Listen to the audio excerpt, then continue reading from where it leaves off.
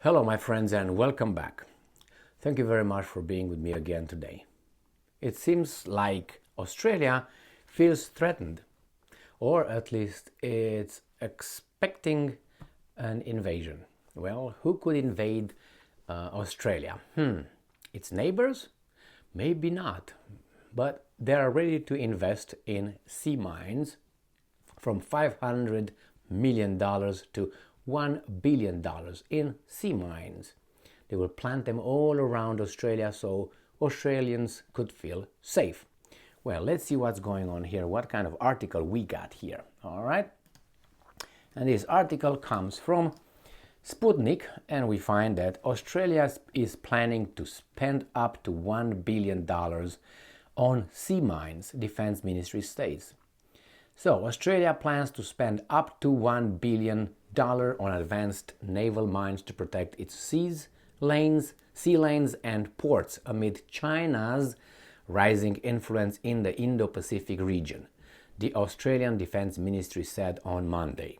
So, they're scared of China coming towards them, and not them and the others coming towards China. Oh well, let's read further. And I'm quoting, "Defense is accelerating the acquisition of smart sea mines, which will help to secure sea lines of communication and protect Australia's maritime approaches.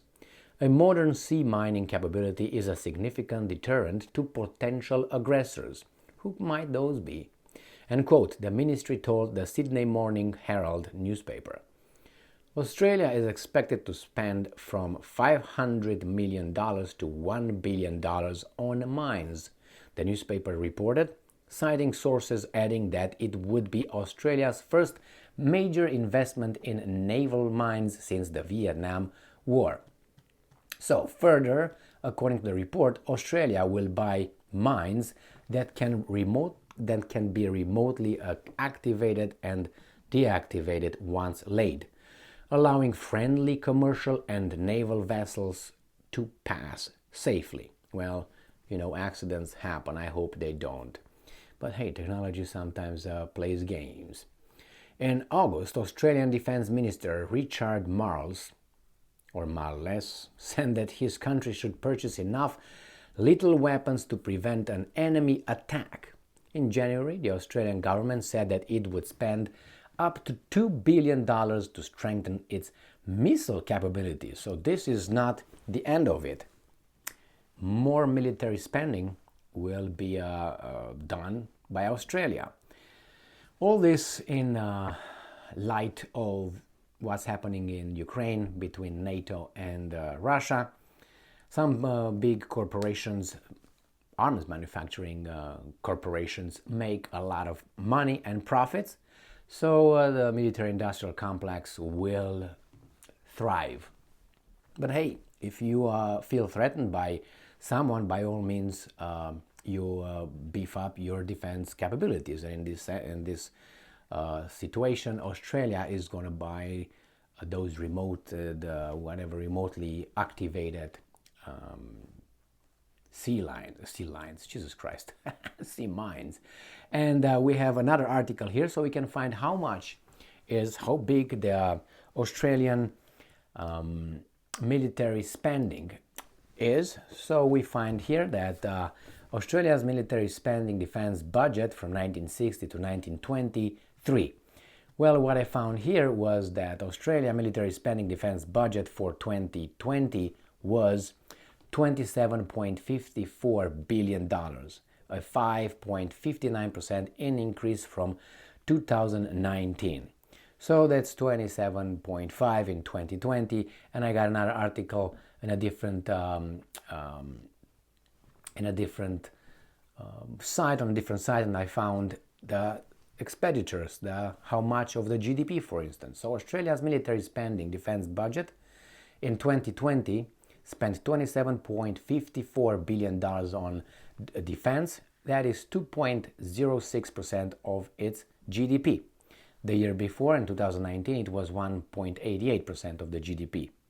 Now, if you look at the similar country ranking, United States spends here, and it's probably 2020, $778 $8.23 billion. Now it's 840, I think, $billion. Australia was on what? 1, 2, 3, 4, 5, 6, 7, 8, on the 9th place. And where is Russia? Russia, where is Russia? Is it right there? Yeah, no, yes. Well, I don't see Russia here. I must have. No, I don't see Russia.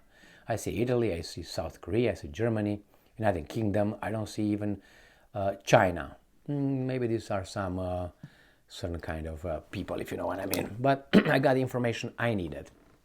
So that is the 2.06 of the GDP in 2020.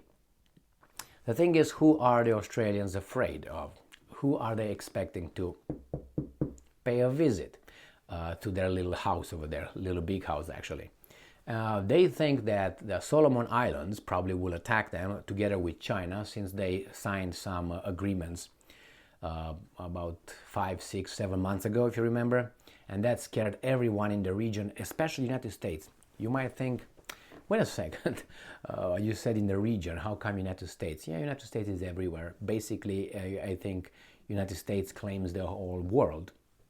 And let's look over this little globe here and see who's who, what's what. I made this many, many times. I have like 2 or 3 other videos with Australia and Solomon Islands. So here is Australia, right?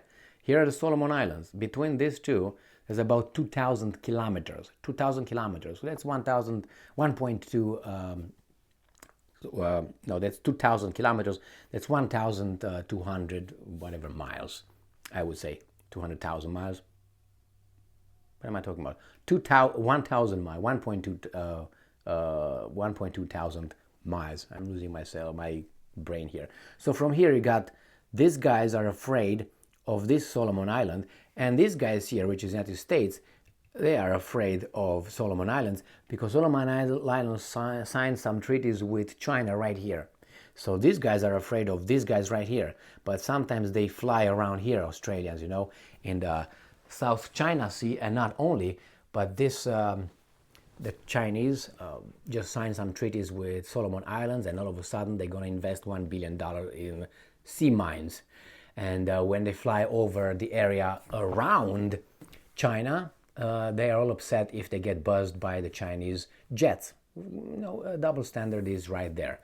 On the other hand, you have the United States, who got upset with Solomon Islands and China, and plans on reopening its embassy, I'm talking about the United States, in the Solomon Islands. The United States closed its embassy in the Solomon Islands, I think in 1996 or 1993, around that time.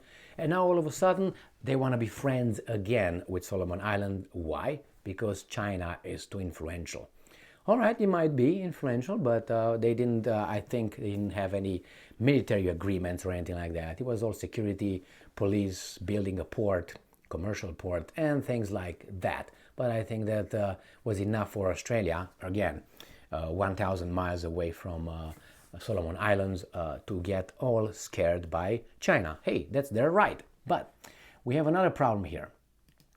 Remember when we had Russia talking about a certain kind of principle and its problem with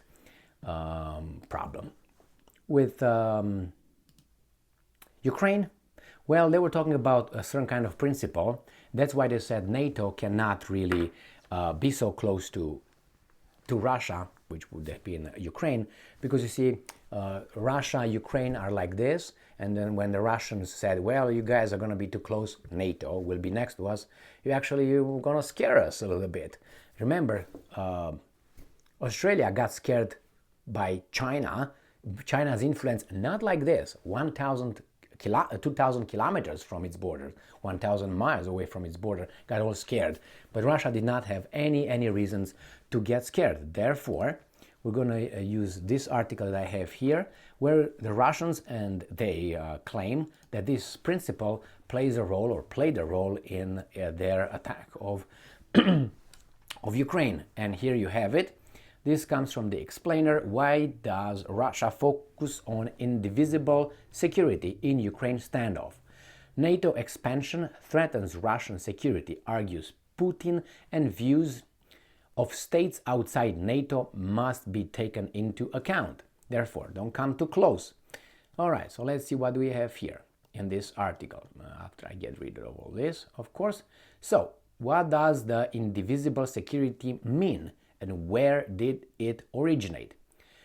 At its most crude, it means security should be seen as a collective concept.